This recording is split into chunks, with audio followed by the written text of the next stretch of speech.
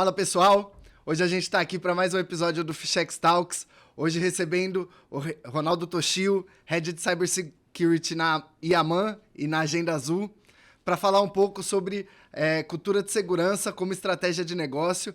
Então, Ronaldo, se apresenta um pouco para a gente, fala sobre as suas experiências, muito obrigado pela sua presença. Legal, vamos lá, sou o Ronaldo Toshio, tenho mais de 25 anos de carreira, né? Parece mais. E eu entrei, assim, eu virei CISO de uma forma um pouco acidental, né? Assim, nunca foi um objetivo de carreira, né? Então, eu fui programador no Itaú muito tempo, trabalhei quase 14 anos, né? E o meu teto máximo como expectativa era sempre ser, no máximo eu vou ser um coordenador, né? E eu sempre fui de carreira técnica, então eu era aquele cara que só gostava de máquina, né? Então, meu soft skill de pessoas era péssimo, né? Então, chegou um certo tempo, eu fiz MBA na FIAP também, em 2017. Era especialista, né? Aí, quando fui para o mercado para outra oportunidade de especialista, eu virei coordenador em 15 dias. E eu falei assim, não, meu mundo acabou, né? Cheguei na FIAP com o pessoal, minha turma, né?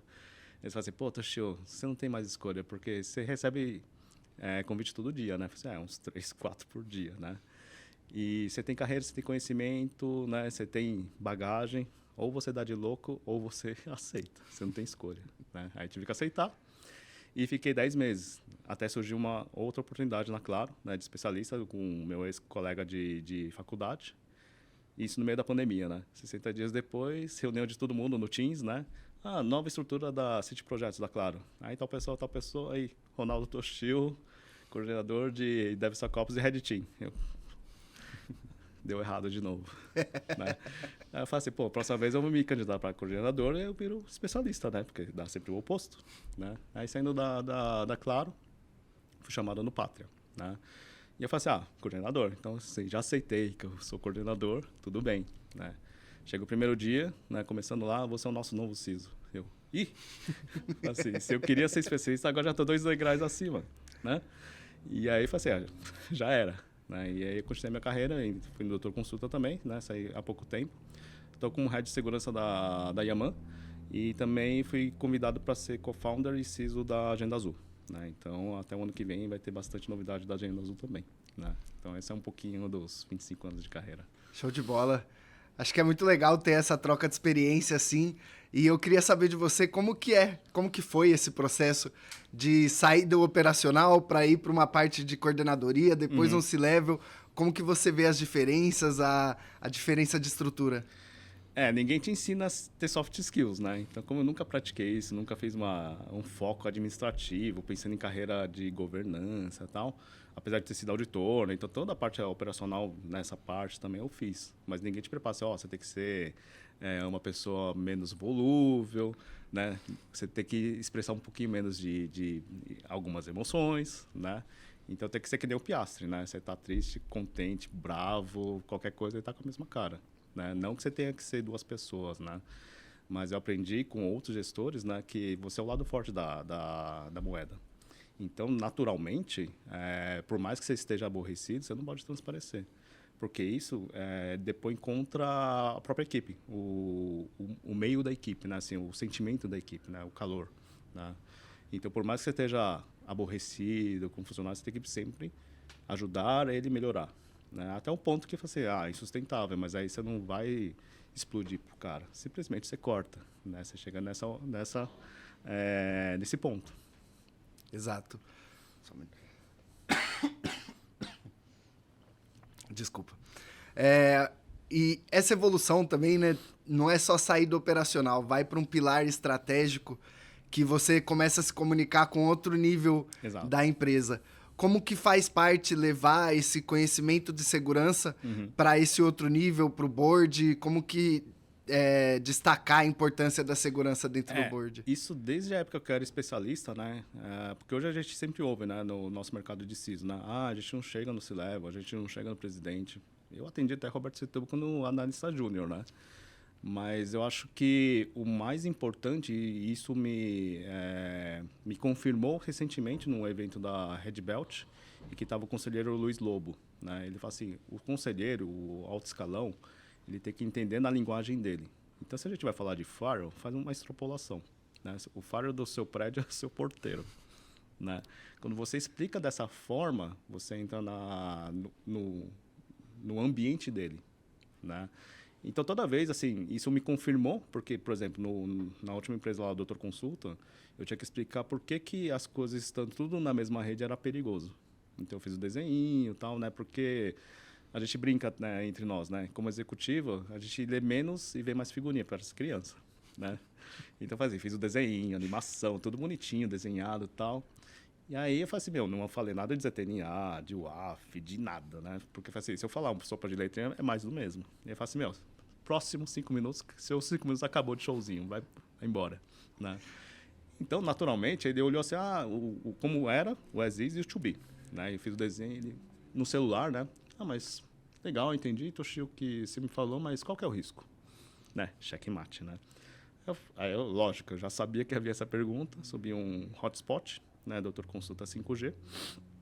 E eu falei assim, então, Masanori, já que você está no celular, olha aí se tem uma rede chamada Doutor Consulta 5G, né?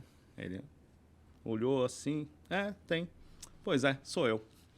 Se você estivesse na minha rede, eu estava no seu celular. Você entendeu por que tem que ter separação? Porque senão estava invadindo o seu celular. É a mesma coisa, né, na vida real aqui na empresa. Eu falei assim, legal, Toshi, agora entendi o risco, né? E você vai ter que, além de fazer a apresentação para todos os líderes no mês seguinte, né? Aí ele falou assim, você vai fazer antes da RMR, da reunião mensal de resultado. Quando eu fui no dia da RMR, eu falei assim, que hora que vai ser? Porque normalmente é das 4 às 6, né? Não, você vai fechar a RMR. Ops! Né? Para quem não tinha primeiro contato, nenhum contato com ele, de repente eu vou ter que apresentar para todo mundo, né? Aí, lógico, né? Falei assim, agora vai ser meu showzinho, né? Que nem eu fiz no CIS do Brasil, que é a palestra que eu sou conhecido, né? De fazer meio pauleira demais, né? Mas, lógico, eu faço num nível muito mais tranquilo, né? Então, lá eu fui com camiseta de eventos hackers, tal, né? Para explicar o que é o hacker, tal. E fazer as coisas na prática, né? Falei assim, o hacker usa USB Killer, usa Rubber Duck, Pineapple, né? A sopinha de leitinho de novo, né? Mas fazer de um modo que eles vejam. Né? Então, a primeira coisa que eu falei na palestra, né? O que é hacker para você? Para você e tal, outras pessoas. E a gente sempre ouve a mesma coisa, né? É o bandido, o cara que invade e tal, né? Eu falei assim, não, hacker é estilo de vida, né? Porque se realmente hacker fosse bandido, ia ter 30 mil presos todo ano, lá em Las Vegas, né? E aí comecei a falar assim, hacker é mindset, né? Inclusive, a maior vila de qualquer evento hacker é a abertura de cadeado. E eu comecei a abrir cadeado, jogando pro lado, né? E como são líderes, né? Lógico que vão para o exterior, compram aquela trava da TSA. Fala assim, eu comprei também, é o pior de todos. Né? Fala assim, o hacker é tanto estilo de vida porque é entender princípios, né? Fazer fogo com laser, por exemplo, né? Porque o pessoal ficou naquele burburinho, só faltou outro fazer fogo. Aí o pessoal, não, ele fez fogo. Não, vocês não estão entendendo, o cara fez fogo. E virou tipo stand-up, né? Porque eu falei assim, cara, na verdade, bandido é bandido em qualquer área, né? Seja estuprador, seja estelionatário, é bandido. Da mesma forma do cybercrime, né? Lógico que na mídia a palavra hacker e associar bandido é muito mais fácil, né? Mas se fosse isso, todo mundo era bandido na vida, né? Cada pessoa, em qualquer momento da sua vida, você pode fazer alguma traquinagem. E aí você é bandido? Não necessariamente, né? E aí essa é a mensagem que eu sempre deixo para as pessoas, né? Assim, para você atingir o board, atinja na pessoa física. Algo que está no dia a dia dele. Aí você consegue, né? Sim. E foi uma mega confirmação. Quando o conselheiro falou assim, não, pensa como se fosse o prédio. E fala a situação do prédio, depara, né? E aí consegui chegar em todas as empresas, não foi uma só. Eu acho muito legal essa constatação que você trouxe sobre o hacker, ele ser um estilo de vida, né? A gente já falei outras vezes aqui no podcast que a gente tem aquela visão do hacker dentro de um quartinho escuro, com muito Mr. Robot. A máscara do Guy Fawkes, né? Assim, V de Vendetta, tal. É qualquer um. Né? Exato. E tá muito envolvido com o cotidiano também, né? Tudo bem que a gente tem essa associação ao cybercrime e que faz sentido porque tá cada vez maior essa expansão, né? Mas que também a gente vê cada vez mais a expansão também do hacker ético, né? Da pessoa que vai lá testar sistemas. Sim.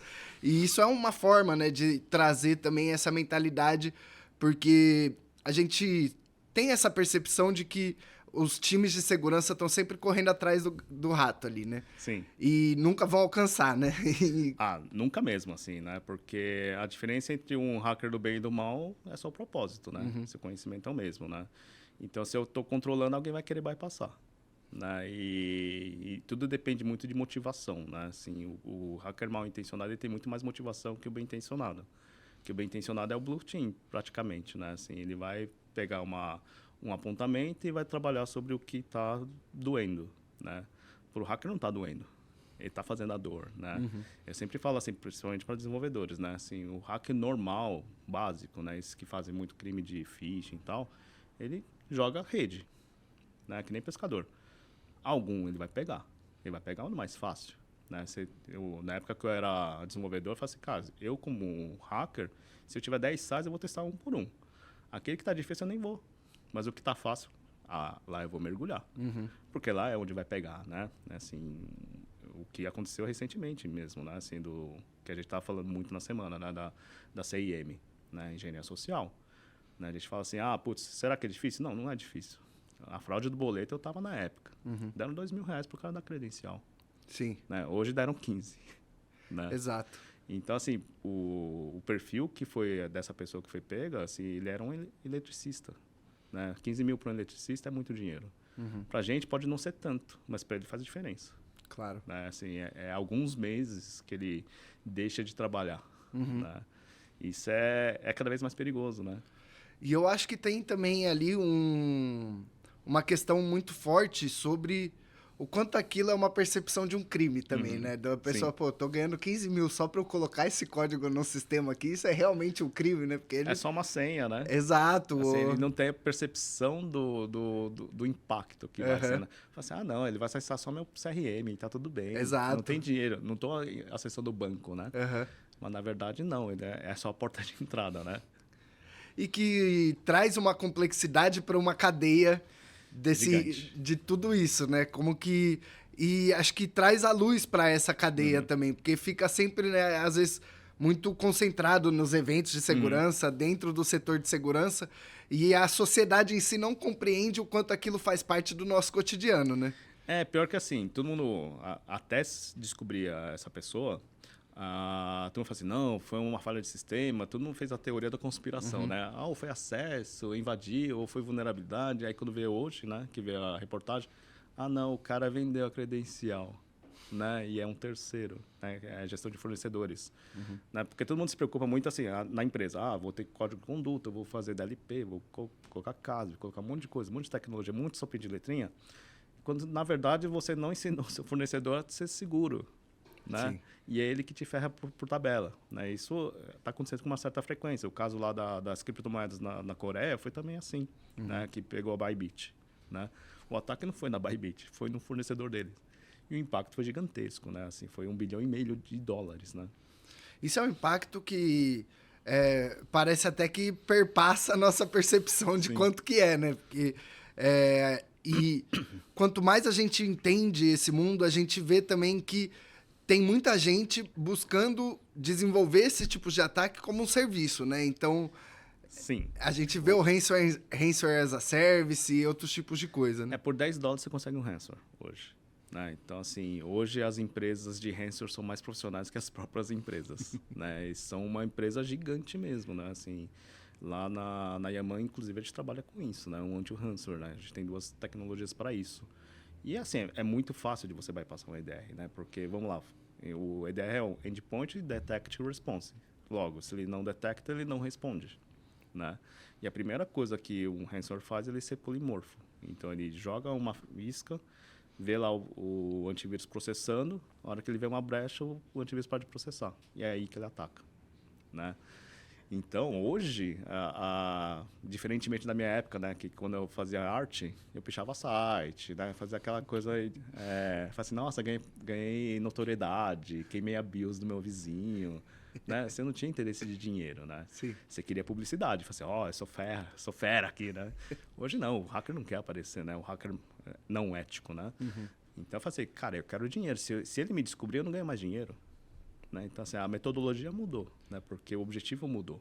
Né? E hoje, com criptomoeda, pouco rastreio, né? Então isso ajuda muito. né? Assim, lavagem de dinheiro, você evadir divisas. Então, tem uma série de fatores que contribuem para que isso seja um jogo legal, né? Entre aspas, né? Porque você pensa, consigo comprar um ransomware por $10. Se eu atacar, se conseguir 100 empresas e que me dê 1 milhão cada um, é 100 milhões. Eu investi $10 e ganhei 100 milhões. E muita empresa paga. Né? Assim, não é publicidade, não é publicizado, mas empresas pagam. Isso está em estatística, está em um monte de reporte. É lógico que não é a empresa em si que vai pagar diretamente. Ela vai pagar um fornecedor que vai fazer esse pagamento. Né? Tem garantia de recebimento da informação? Não. Né? Mas normalmente eles cumprem a palavra, normalmente. Né? Mas pode não cumprir. Né? Mas aí, assim, as empresas... A gente vê no mercado isso, né? Assim, tem muita empresa que não tem uma área de segurança. Né? Acha que só um antivírus é suficiente. Né? E hoje nem o XDR é suficiente mais. Né? Porque a camada que é atingida é muito maior. Né? E aí não é só esse vetor, né? Porque esse ataque recente aí foi uma engenharia social pura, né? E que aí já perpassa sistemas, já perpassa tecnologias e vai para as pessoas, né? Sim. E aí esse é o nosso forte, né? Falar sobre pessoas. Eu acho que quando a gente está falando sobre a engenharia social, tem muita mentalidade do simplesmente o phishing, né? É uma forma de enganar ali a pessoa, mas vai além. Pode ser essa Muito parte mais. de trazer a pessoa para entregar uma credencial. Como que você enxerga esse impacto da engenharia social? Então, assim, eu tenho essa habilidade de engenheiro social também, né? Assim, quando eu estava numa montadora, eu estava, inclusive, na área de compliance e segurança, né? E tinha uma central de atendimento do concessionário. Né? Então, eu falei assim, eu tinha meu colega do lado, ele tinha uma cota de consórcio. Grupo Cota RD, né? Que é o dígito verificador.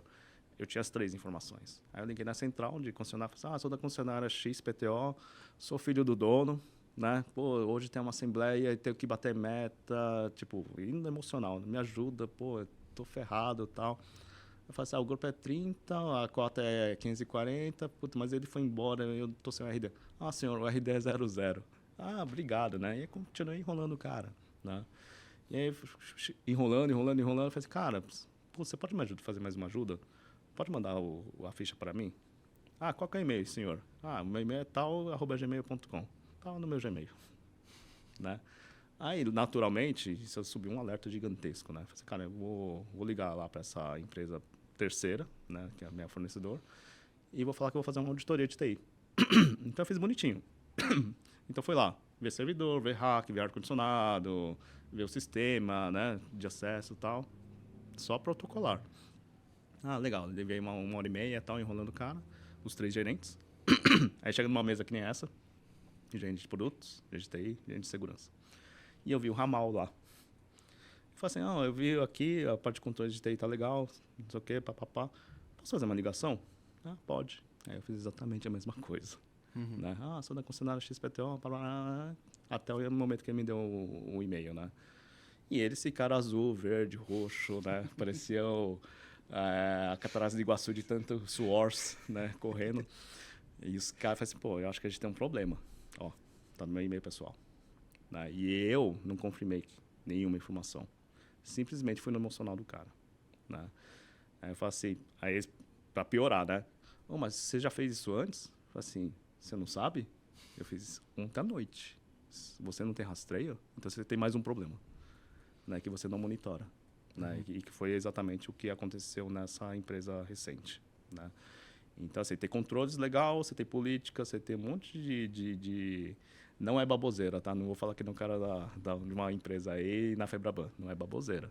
É processos. Né? Você tem que ter. É isso que te garante ser regulamentado. Né? E você continuar tendo seu CNPJ.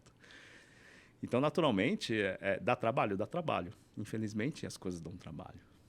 Né? E é aí que a gente tem que percorrer. Com certeza. Eu acho que você trouxe um ponto importante agora sobre essa parte de processos, né? A LGPD, ela entrou no Brasil já impactando muito o setor de segurança. Como você vê esse impacto e como que você, na visão de CISO, enxerga que esses processos constroem a auditoria e a uniformidade e está alinhado com a LGPD? A gente está, assim, em processo de construção ainda, né? Porque se comparar com o GDPR, que é a norma europeia, né? Eu tive que atender por causa do Pátria, né? Que ele é global. né? Assim, você pega os Estados Unidos, qualquer incidente você tem que fazer um reporte ferrado, que nem o caso da UHG, né? O cara tem que falar no Senado. Né? A gente não tem ainda esse tipo de cobrança tão forte que nem a Europa, que nem os Estados Unidos. Né? Lógico que a gente vai maturando, né? Vai fazendo as comissões, a parte privada também vai participando para melhorar, tal, né? Mas hoje ainda a gente tem uma lacuna, né? De falar assim, putz, sofreu um incidente. Muitas empresas não reportam, né? Fingem que nada aconteceu. Né? A gente teve um caso recente de uma rede de drogarias também. Nada aconteceu.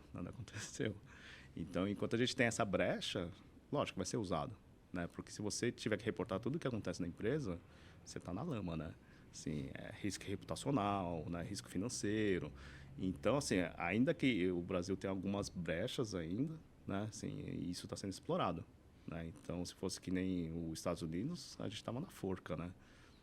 E isso é muito sério. A gente vê esse impacto em empresas que lidam com dados complexos dos brasileiros, né? Sim. Se a gente for pensar aí ataques a, por exemplo, o Serasa, que já aconteceram, ao Boa Vista, que estão lidando com dados de pessoas que nem estão vivas mais, né? Exato. E que podem continuar sendo usados, porque se eles estão usando lá dentro, se eles têm essa manipulação, como que os atacantes tiveram acesso, né? Então, como lidar com toda essa complexidade de dados e manter uma conformidade? Então, mas aí que tá, né? A gente ouviu recentemente um falso médico aí que fez documento até em outro estado, né? Então, se nem o governo, parte do governo, não tem os controles fixos, e ele votou 2 vezes no mesmo dia, né? Ele votou com os 2 de eleitor, né?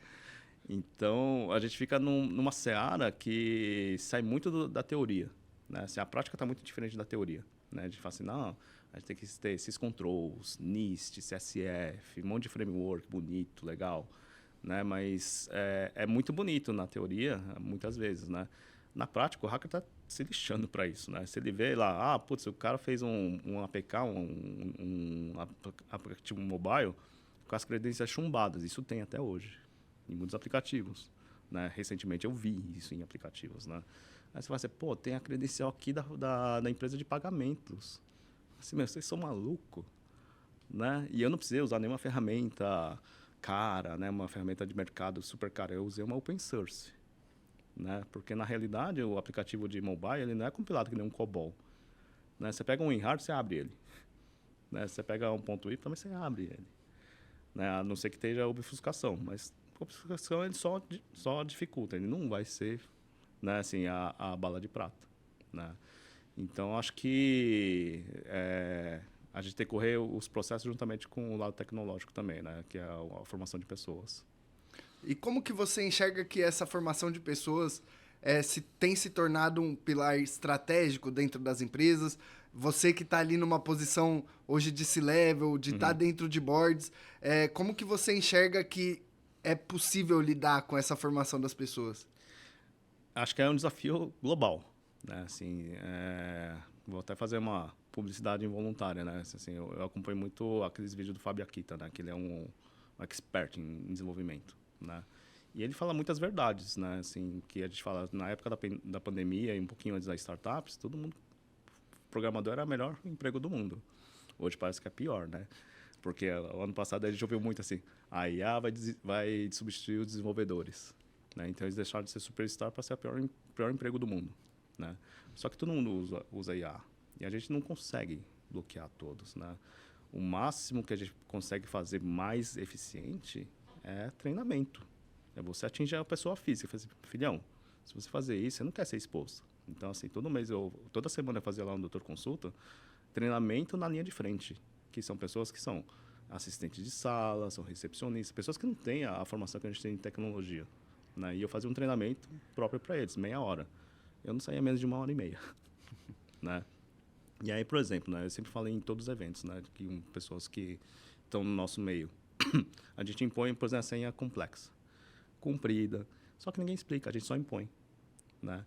Aí eu fiz um exercício bem básico, porque assim, eu tenho que atingir a pessoa de nível mais baixo da empresa, né, que são as pessoas que estão na linha de frente, que ganham pouco, tal, né, que no caso do eletricista lá, né, ele não tem informação tecnológica.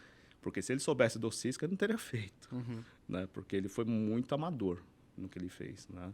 Então, eu chegava, por exemplo, com caso de senha. O que é mais importante, o comprimento ou a complexidade? Né? Porque a gente veio baseado com o cara do NIST. Cara, não, tem que ter complexidade e tal. Depois ele se arrependeu. Eu falei assim, meu, o que vale mesmo bastante é comprimento. Né? Só que ninguém explica. Né? Então, quando eu fazia treinamento, eu falei assim, vem você. Eu escolhi uma pessoa lá da treinamento e falei assim, ó, aqui nesse site aqui não vai aparecer só a senha, mas coloca só a senha do seu Gmail. Ela digitava lá 40 segundos. Né? Aí ficava assim, ih, ferrou. Aí você já atingiu o emocional da pessoa, né? Aí eu fazia coisa de quinta série, né? Tem que sempre fazer o lado mais lúdico, né? Falei assim, vamos voltar para quinta série? Quanto que é 2 elevado ao quadrado? É 2 vezes 2, 4. Aí quando eu fazia 2 ao cubo, todo mundo erra, fala que é 6. Assim, ó, 2 vezes 2 vezes 2 é 8. Né? 8, 16, 32, que é exponencial, né? Aí você pensa, se for num cadeado de 3 números, você tem 1000 combinações. Se você colocar mais uma, é 10.000. No caso de senha, a gente usa a tabela ASCII completa, que é 255. Então, cada caractere que você coloca mais é vezes 255. E aí, o comprimento é muito importante. Mas aí a pessoa fala assim, não, porque o cara de segurança fala assim, põe uma frase, põe algo que você conheça. Fala assim, meu, põe uma frase. Né? Você não precisa ser, eu vou ter que colocar coisas hieroglifos. Né? Aí chegava pra menina assim, qual que é o nome do seu namorado? Meu namorado é Gustavo. Põe aí, ó. Põe o primeiro no maiúsculo só para piorar, né? Meu namorado é Gustavo. Quanto tempo leva? Alguns centenas de milhões de anos, né? Eu falo assim, então, mas falar que não pode repetir isso aí. Legal. Meu namorado é Gustavo Itaú. Meu namorado é Gustavo Bradesco. Meu namorado é Gustavo é Oracle. O padrão é o mesmo, mas no final você pode mudar. Ou você pode mudar no meio, ou no começo, né? Então eu falo assim, é coisa que você tem que lembrar. Né? Aí eu falo brincando, mas é verdade. A senha do meu Wi-Fi de casa eu não sei a senha. Né? O cara da net até fala assim, puta, meu, é isso? Eu falo assim, é isso. Né? Porque tem que ser troll também, né? Aí chegou uma vez assim, cara, falei, qual que é a senha? Eu não sei a senha. Ela falou, não, falei, eu não sei a senha. Né? Não, falei, eu não sei a senha. Né? Aí você fica trollando a pessoa. Sim. Né? Então eu falo assim, o da minha mãe, meu cachorro se chama X. Quem vai descobrir? Né? Só quem realmente usa isso, né? Assim, é algo muito pessoal. Né? Eu falo assim, aí quando chega nesse ponto de conscientizar o CPF dessa forma, não sendo impositivo, mas fácil explicando, qual que é a primeira reação da pessoa? Ai, meu Deus, eu tenho que trocar todas as senhas da minha rede social, do meu iCloud, do meu Gmail. Né? Sim. E aí você fala assim, se está conscientizado desse jeito no CPF, ele vai trocar no CNPJ. Até porque ele assina o código de conduta. Aí você explica, né, na parte empresarial. Você tem o código de conduta, você não pode... Se acontecer com o seu usuário e sua senha, você é responsável. Então, da mesma forma que agora você está conscientizado que você tem que trocar seu Facebook, Instagram, X, etc., da empresa também. Né? Porque lá é pior, porque você pode ser, primeiro, mandado embora. Você pode ser processado. Você pode ser preso, que nem o caso agora. Né? Responsabilizado, né? E aí a pessoa fala, putz, eu vou ter que trocar todas. Né? E aí você fala assim, pô, legal. Né? Atingir o objetivo sem muito investimento. Claro. Né? E isso é o mais difícil, que é conectar com a relação da pessoa no dia a dia, né? E acho que você trouxe ótimos exemplos aqui, porque é bem legal. A gente tá sempre nessa discussão de... a senha... Tem até um texto que eu escrevi há um bom tempo, assim, que chamava sobre o mundo sem senhas, né? Que a gente discutia já, qual que é o segundo passo? A gente já estava indo para as dupla autenticação. E agora a gente já está saindo da dupla autenticação para receber códigos. Sim. Então, né, quanto mais a gente vai colocar nesse super processo... importante, né? E nesse ponto de senha, eu estava até esquecendo, né? Você tem 3 variáveis, né? Algo que você sabe que é sua senha, algo que você tem, que é o Authenticator, e algo que você recebe, que é o seu código, né? É o triplo fator de autenticação. Pode ter outros, Face e tal, né? Lógico que tendo quanto mais, melhor. Mas aí você pensa, a gente, como segundo a informação, não dá para ser impositivo em tudo. Eu tinha isso no ramo da saúde, né? Aí eu falei assim, mas como é que eu vou falar para o médico que está lá na mesa de cirurgia colocar o segundo fator de autenticação? Né? Ele está com a luva, com o óculos, tem que colocar o dedão lá. Fala assim, você tem que entender o negócio, né? Então, fala assim, beleza, não dá para colocar duplo fator de autenticação, mas a expiração e a troca de senha vai ser mais recorrente. Né? Então, você tem outras medidas que são planos compensatórios, né? A gente não pode falar assim, é desse jeito, né? Ser o César lá na Itália. Não, vai ser do jeito que eu penso. Eu sou a autoridade máxima, meu pensamento é o certo. Não tem certo ou errado, né? A gente tem que adaptar de acordo com a realidade da empresa, o investimento da empresa e o apetite de risco. E pensar que a gente está sempre lidando com pessoas, né? E que Sempre. esse é o mais difícil, Sempre, né? sempre. Somos pessoas também, né? Exato. E aí eu acho que quando a gente faz esse processo impositivo, né? Ele se torna... Ele vai tendo consequências dentro da falta de engajamento, da falta de compreensão das pessoas. Como que a gente pode ultrapassar esses processos? Assim, passar pelo... A falta de engajamento é um grande problema em programas de conscientização. Como que você enxerga que a gente pode superar isso? Então, lá eu já usei FishX, eu já fui cliente, né? Na outra empresa eu estava com outra plataforma, né? E vamos falar a verdade, você presta atenção em PPT e vídeo? Quase ninguém. Na época da pandemia foi muito pior, né? Assim, eu lembro que eu tinha que orientar os consultores para pedir o pentest correto.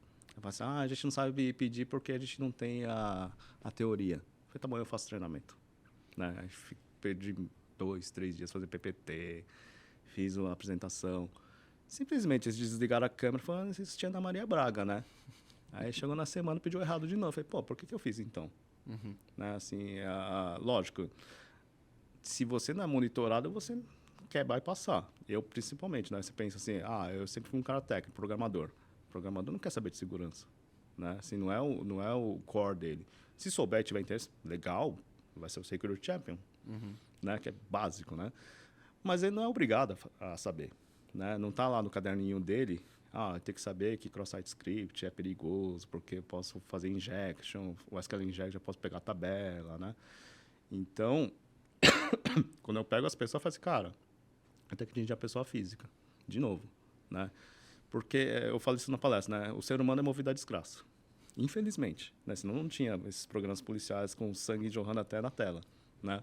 Aí na palestra que eu fiz, que eu fiquei mais famoso, eu falei assim, se tiver um cara aqui na Alameda Santos e escorregar na casca de banana e cair no chão, de bunda no chão, ninguém vai estar nem aí. Se bater um carro, vai estar todo mundo lá. Para ver se alguém, por mais que não tenha maldade, vai ver se o cara perdeu a perna, se a cabeça rolou, se está saindo sangue, né? Por mais que a pessoa não tenha maldade, né? Porque desgraça chama atenção, né? E desgraça vem de notícia, né? Quando caiu o avião lá no interior, todo mundo soube, todo mundo foi procurar como caiu, o balão que caiu também, né?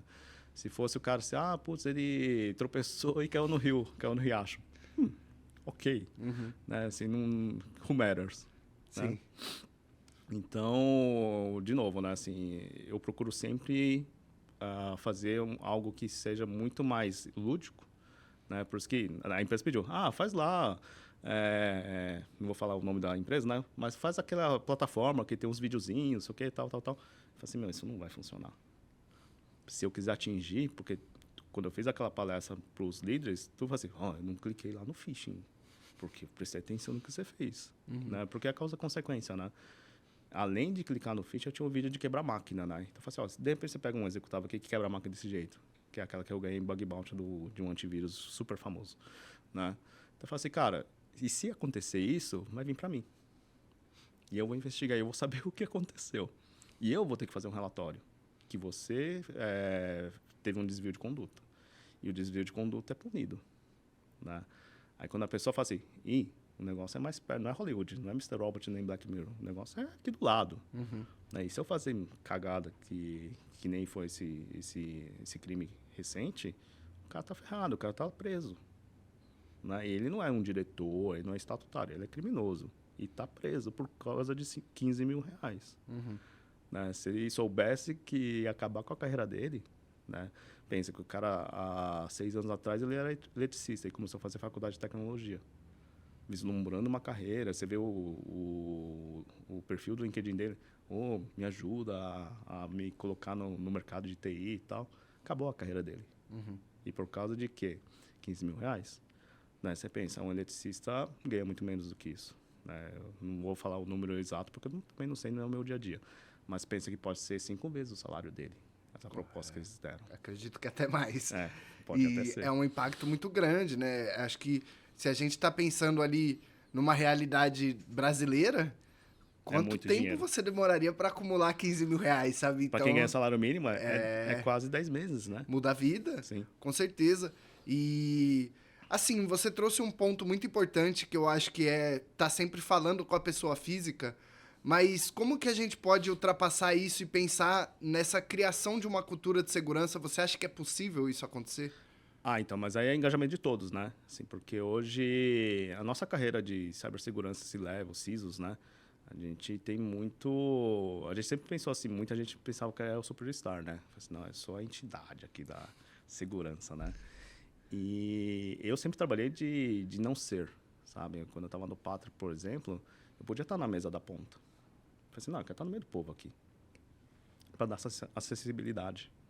Falei assim, pô, o cara tá no meio da bancada. Assim, eu tô. Mas você é o VP, é o CISO. Então, assim, Aí eu lembro até um episódio que tinha os meninos do Service Desk, né? A gente tava colocando aqueles telas gigantes, né? Pra colocar aqueles bids de Bloomberg, noticiário econômico e tal. E a porcaria lá daquele telão era pesadíssimo, tinha uns 40 quilos cada tela, né? Aí você vê um menino franzino de 40 quilos também, carregando lá, quase morrendo. E eu fui ajudar. Aí chegou o outro VP e falou, você tá ajudando o menino? Eu falei assim, eu vim desse lado também. Eu já fui um menino que fazia isso. E não vai me deixar aleijado, ajudar o moleque, né? E o moleque vai ser grato para mim, né? Porque eu faço academia, então para mim é muito mais fácil carregar peso. Tá no meu job description? Não tá, né? Mas eu sei que um menino vai lembrar. Fala assim, o VP lá que não precisava fazer isso, o cara tá num puta cargo, me ajudar. Né? Então, acho que é por aí, né? Você sempre sair do tamanco, né? Fala assim, cara, eu sou que nem você, não sou a entidade máxima, né? Sim. E eu acho que isso muda também a característica da gente achar que nunca é com a gente, né? Sim. Traz mais empatia, faz a gente entender que mesmo o espaço ali profissional, ele é um espaço colaborativo, é um espaço coletivo, que depende das pessoas trabalharem junto, e só assim a gente consegue elevar uma cultura ali de segurança, criar, né? Sair só do processo de conscientização, elevar esse conhecimento das pessoas para que elas também interajam sobre isso e entendam a relevância, né, da segurança. Sim. É lógico que tem uns bônus também, né? Porque todo mundo, você sendo muito acessível, a primeira coisa que eles falam assim, você é de cyber? Você quebra Instagram? Né? Eu falo assim, não faço isso. Né? Assim, poderia fazer, né? Mas falo assim, cara, eu tenho tanta coisa para fazer, né? Que nem quando eu troquei o antivírus lá do Pátria, eu lembro que eu podia ser que nem todo mundo, né? Vai lá no Gartner, na Forrester, né? Os seus integradores e tal. Só que o CTO, ele soube que eu era muito técnico, né? Então eu falei assim, eu tô vendo isso aqui no Gartner lá, líder e tal, mas, putz, eu não tô botando muita fé. Aí eu falei assim, bota a prova. Eu falei assim, Marcos, se eu precisar botar a prova, eu preciso de 2 dias. Você segura as pontas? Seguro. Eu falei, então fechou. Agora eu não vou dormir quando não quebrar essa merda, né? E aí eu quebrei 3 vezes e coloquei 200 novos vírus na console em um dia. Né? Mas como é que eu fiz isso, né? Eu baixei no GitHub, fiz pesquisas e tal, e eu usei 150 megas dos 7 GB e meio. E eu parei a POC. Porque eu falei assim, cara, com 150 megas dos 7 GB e meio que eu tenho, eu fiz esse estrago, eu não vou nem continuar. Eu não vou continuar numa coisa que eu tô quebrando tão facilmente e é um orçamento que na época era R$500 mil de reais, né? Eu falei assim, eu quero uma reunião com eles. E aí eu fiz na frente deles. Remoto ainda, né? Porque eu tava em casa e tal. E aí a minha câmera que tava me projetando, eu fiz projetar meu laboratório. E aí eu fiz ao vivo, né? E os caras ficaram assim, caraca, né? Então, assim, naturalmente, toda revenda vai querer vender seus produtos de prateleira, lógico, né? Mas eu acho que hoje, eu estando do outro lado também, em parte, né? Assim, cara, eu tenho que agregar valor para as pessoas e para as empresas. Da mesma forma que eu ajudei o Doutor Consulta, o Patro, a Claro, né? Com meu conhecimento de background de 20 e poucos anos, hoje eu tenho essa liberdade de falar assim, cara, eu posso te ajudar também. E não é porque eu não tenha na empresa a ferramenta, eu não estou desobrigado a não indicar as pessoas que têm. E eu não ganho nada com isso, né? Mas eu ganho o quê? Respeito das pessoas. Porque, naturalmente, quando as pessoas... isso o meu gestor falou, né? Atual. As pessoas não compram diretamente o produto, ele compra a sua opinião. E eu, lógico, né? Tendo esse tipo de característica, eu falei assim, cara, eu vou continuar estudando sempre. Que eu quero continuar sendo uma referência, né, na parte técnica, né? E eu não vou colocar coisa que eu não acredito. porque senão eu me queimo, naturalmente. Né? Então, acho que é esse desenvolvimento contínuo, né, que a gente tem no dia a dia. Claro. Acho que a gente já tá dando uma encaminhada pro final, o bate-papo tá muito bom, eu queria saber muito de você, como que você enxerga, assim, o futuro, principalmente da segurança aqui dentro do Brasil, o desenvolvimento de cada vez mais comunidades de segurança que a gente tem visto, como que você enxerga esse futuro hoje em dia? Assim, eu já falei, acho que em um outro podcast de outra empresa, né? Assim, hoje a informação é muito abundante. Né? Na nossa época, tinha que comprar livro. E era caro. Né? Eu gastava 10% do meu salário todo mês para comprar livro. Né? Mas a gente tem um outro desafio, que hoje com o IA todo mundo usa IA. Né? Tem desenvolvedor que não coda mais, ele usa a prompt da IA para fazer código. Ou fazer reescrever o código, né? E muito desenvolvedor sênior, mais antigo, da minha época, você fala, cara, o cara colocou na IA, agora nem eu sei que está codado lá. Né? Então, hoje, é desafiador, porque, naturalmente, o pessoal está fazendo o trabalho de escola por IA. As pessoas não querem mais estudar. Né? Claro que quem tem o conhecimento nato tem um diferencial competitivíssimo. Né? Você chega assim, na época da startup, do boom da startup, o que se vendeu de bootcamp, de curso de dev, né? Dev era top e tal. Hoje está todo mundo na rua, layoff, né? E você vê que os influencers, não, eu coloco 2 prompts aqui ó, na IA, ele gera o código aqui para mim, gera o monolito inteiro. E aí ferrou, né? E assim, ano passado eu peguei esse nó de credencial dentro do APK. Né? Falei assim, eu pensava que isso eu tinha lá no ano 2000, no COBOL, que eu colocava chumbado lá no VB6, né, na DLL. Não, isso está até hoje, né? Porque é fácil. Né? E pessoas que pegam isso são poucas. Né? Porque os caras de segurança também estão usando IA. Né? O que eu vou fazer? O que é fácil ou o que vai me deixar 2 meses lá queimando pestana? Né? Esse é o pensamento de boa parte do mercado. Não vou dizer que é todos, lógico. Né? Sempre tem o cara que vai escovar bit. E eu amo esses caras que escovam a bit, né? Porque eu sou um deles. Né? Então, você vê, né? Que o cara que quer diferenciar, ele tem que ser fora da IA também. Ele usa IA também. Eu uso IA. Lógico, todo mundo usa. Né? Mas aquele discernimento ainda é humano. Porque eu estava ouvindo num vídeo ontem. Copilot. Ele é um copiloto. Só que as pessoas estão fazendo como piloto. Está tirando o co. Né? E todas as ferramentas é co-piloto. Sim. Né? Então, acho que essa é a mudança que a gente tem que começar a vislumbrar. Lembrando, né? Os melhores hackers do mundo vêm daqui também. A gente é um celeiro gigante de hacker. Né? Pensa que isso na época dos meus pais também, né? Muito mais na deles. Né? Quantos planos econômicos tiveram? Quantas mudanças de moedas tiveram? Né? Eu vim depois na hora do bug do milênio. Né? Os programadores daquela época teve que fazer tanta mudança. Isso não tem em nenhum lugar do mundo, nem na Argentina. Né? Aí você pensa, pô, naquela época não tinha chat GPT. As pessoas tinham que escovar bit, tinha que ser fera. Né? Então, assim, a IA é uma mega ferramenta para te ajudar, mas ela não pode ser o seu piloto.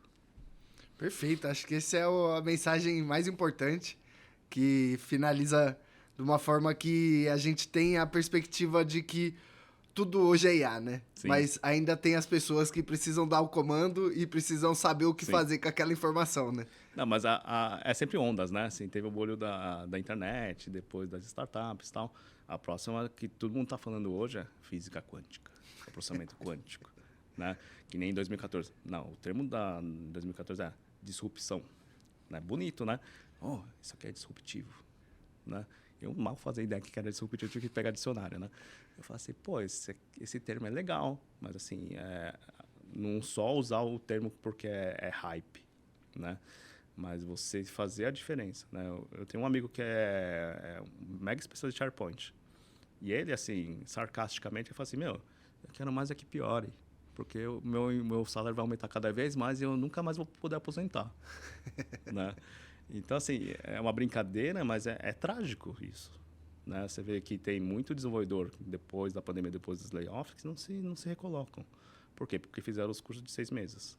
Né? Não tiveram base. Né? Hoje, vou falar mercado de cibersegurança, né? Assim, Red Team. Eu quero rodar o Metasploit. Quero rodar o Mitre lá, mas eu não quero saber a base. Mas não, porque o SQL Map aqui, ele pega o SQL Injection. Tá, mas por que dá SQL Injection no código? Né? Qual que é o seu trigger para falar assim, essa falha que o desenvolvedor codou é o que dá o SQL Injection? Que assim, naturalmente eu vou responder, né? É tratamento das variáveis de concatenação de uma query de banco de dados. É isso que é o SQL Injection, na sua raiz. Como fazer? É o tratamento que você vai fazer dos comandos. Né? Se você tratar lá, por exemplo, um comando básico que eu tinha lá no ASP 3.0, lá no 2001, no começo da SQL Injection, né? Substitui o aspas por nulo. Né? Você já quebra o dado data, ele precisa estar entre aspas, você tira o aspas e vai quebrar a query. A query não vai executar. E aí você tem que tratar o erro também, né? Que eu já peguei casos lá, se o erro for diferente de 0, faz um response write da query. Aí ferrou. Que é o cara dá de bandeja a query, né?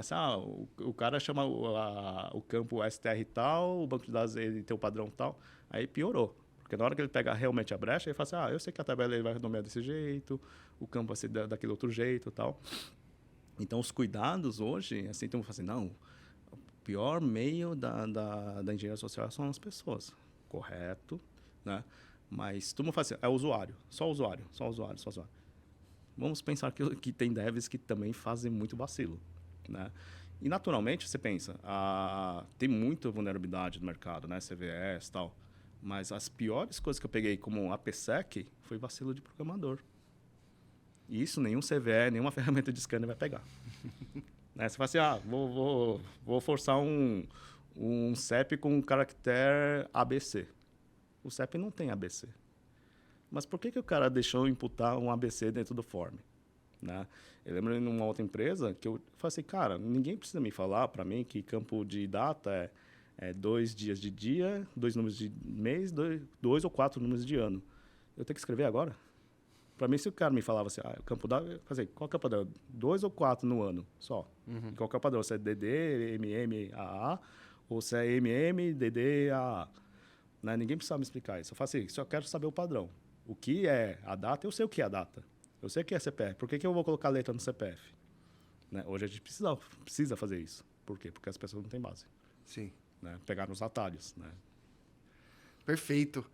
Ronaldo, queria te agradecer mais uma vez pela presença. Muito obrigado pelo papo. Acho que trouxe insights aqui fundamentais. Acho que é muito legal trazer toda a sua experiência, muito tempo de mercado, muito conhecimento. Obrigado pelo seu tempo mais uma vez.